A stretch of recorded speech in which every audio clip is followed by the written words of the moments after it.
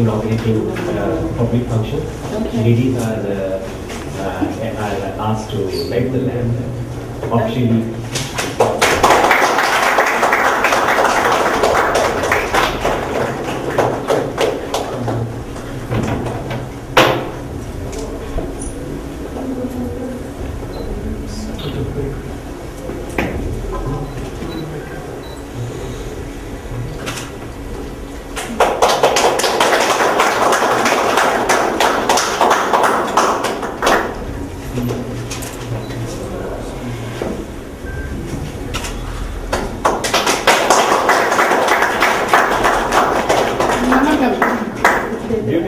Whatever you want to say, whatever you feel like.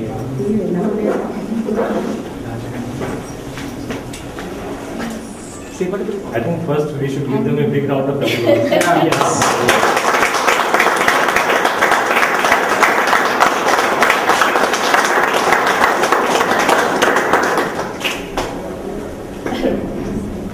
I'm very happy to be here to participate in the TISA's first national conference. Great. You speak in Tamil, and anybody can, Mr. Manimaran can translate. I was about to translate, but then I realized that I don't know Tamil. Maybe you don't want to come. I am very glad to give the great present privilege for my wife to inaugurate. A great success for the entrance.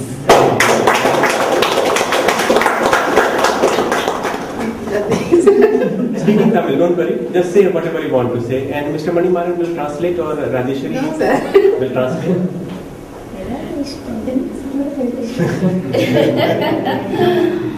I wish you all. All the best. All the best. Wish you all the best. Right.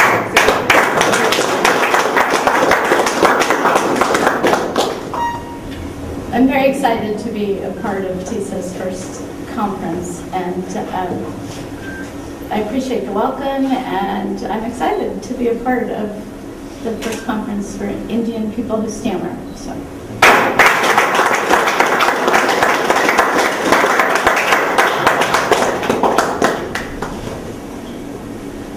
What's the next item, Deepak? Yes. She was already a keynote speaker at the Canadian Association. She also attended the national conference of NSA, the self-help movement in America, and now she is here in India. And what was the fourth one? He started the first self-help group in 2001, and they used to meet on Marina Beach, right? Under that Mahatma Gandhi statue. And we are really glad that he is here, and he is here with his wife, Mrs Manimaran. And it is always an altogether different feeling when you have families around. It's very liberating in its own way. When we meet a bunch of people who stammer, and in that also we meet only males, sometimes that also takes us into an isolated environment. And after a while that itself becomes a shell. So it is a new experience for us. And along with them from Chennai, we also have Raja and Raje Sri. It's not good.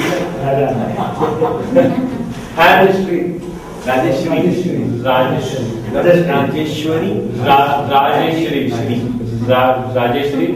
And the documentary that we watched here, it is all due to Raja and Rajeshwari.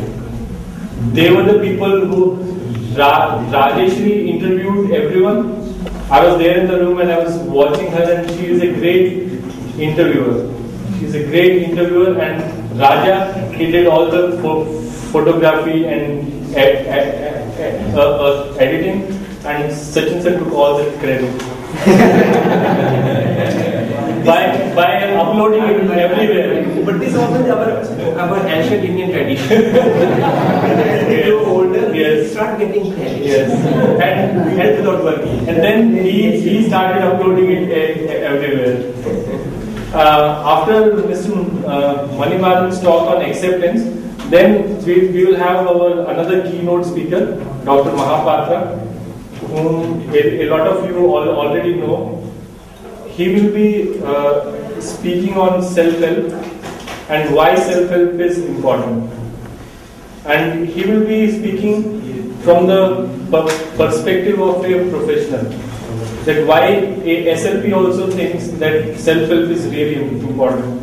Then we will have a presentation by Vivek and myself on SHG, how to set up a SHG, why do we need an SHG, what is an SHG, and what are the challenges that we faced when we thought of starting a SHG, and what were the challenges that we faced while we were running SHG, and what are the challenges which we are still facing now.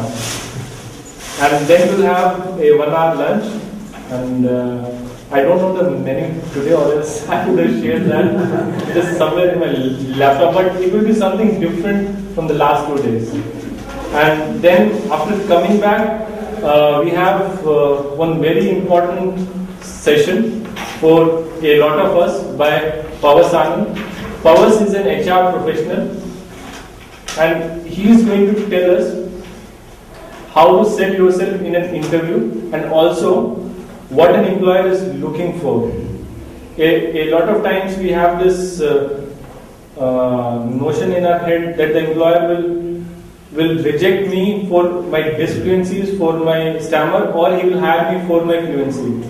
So he will let us know whether that is really a fact or not, and he will also demonstrate that how an interview is generally done in corporate environment by inviting 2 volunteers, and he will interview them. So it will be a great practice for them.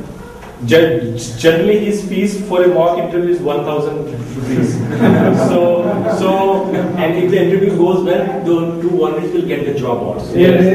And he a full-time volunteer.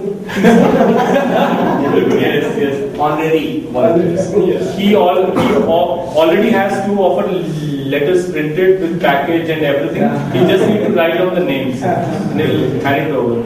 And those guys will have to leave in the evening with him. Because they need to join from tomorrow. And then we have very interesting session, and it will be a new experience for a lot of us. It is an open mic session which will be facilitated by Elaine. An open mic session is the time when any one of us can come up to the stage or to the front, and they can just share whatever they feel will be helpful to others, or they feel that they should share with others. And then we also have 2 tentative things. One is role of writing and blogging by Harish and Dhruv. They will tell us like how blogging and writing has helped them in their recovery. And another tentative thing is by Dr. Shrikant Panda. Shrikant Panda is the guy with the beard. I hope some of you remember him, right? So if he is here, he will tell us about acoustics and a few of the technical things.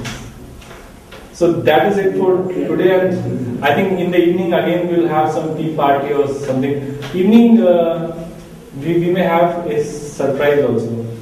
Yes. So you should look forward to the evening also. we will have a surprise event in the evening for all of us. So we will start with Elaine. I think just leading the team. Yes. So then they can She can start whenever she is comfortable. Now I can just go back and see.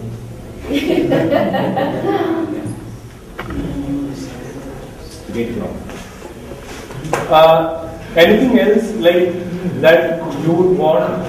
Like Rakesh would need a translator. Pramendra है ना, और जो अभी तक मैंने बोला बता दिए, good. So anything else that you may want? Some biscuits with the tea. Good one. We don't want to get off the stage. क्या और who needs a translation? Is there anyone else who needs a translation when Elaine is speaking?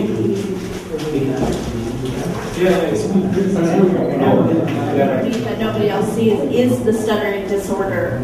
And like I said, you know, good speech therapists in America kind of treat this whole thing, right? I mean, the idea is to really treat this whole thing. It's not just to teach you a tool or two, but to actually work on all of that shame and feeling hopeless. I mean, most of these feelings I talked about in my own childhood and growing up. I mean, you know, and fear was a huge thing for me. I was so afraid of everything. So anyway, I just like to kind of show this to just get a view of that stuttering is so much more. And if you're trying to educate others or people in your family or whatever, this is just a nice little analogy of you know, it's not just the little bit of stuttering that you see. And I always tell people too, I don't like when people tell me, oh, you did such a great job talking, and they're talking about my fluency. They're not talking about my talking. And it's like, I'd much rather, you know, I want to be a good communicator, you know, which means I feel good about what I'm saying. I say what I want to say when I want to say it, and I get my message across. Like, that for me is important. I was so nervous about starting today because it's not about stuttering. I don't care about stuttering, and it's such a difference because I would have been so nervous about stuttering and not even thought about the content. But now I don't, you know, I want to stutter, right? That's the whole point. But it's the content now that I really worry about. So if someone says great job and means, you know, I communicated it and the content was good, I mean, you know, that's what I want to hear. It's such a negative thing when someone tells me that I was really fluent, what a nice job. To me, that's so negative because it's not about fluency. And it's not about fluency to me at all. It's about saying what I want to say when I want to say it. Does anyone have questions about, well, I'm not quite done, but I mean, does anybody have any questions about this? Okay.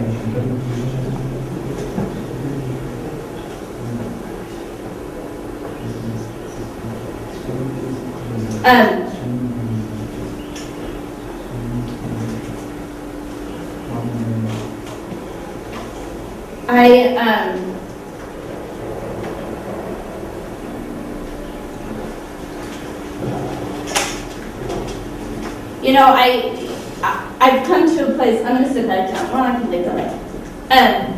You can put a chair here. Okay.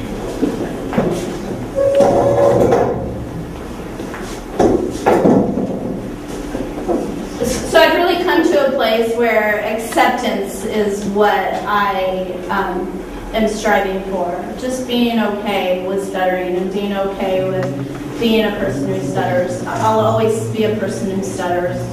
And all of the steps and pushing myself along the way has really been towards that goal. And I believe it's a journey. I don't believe I'll ever fully accept 100%, or if I do, I hope I continue that.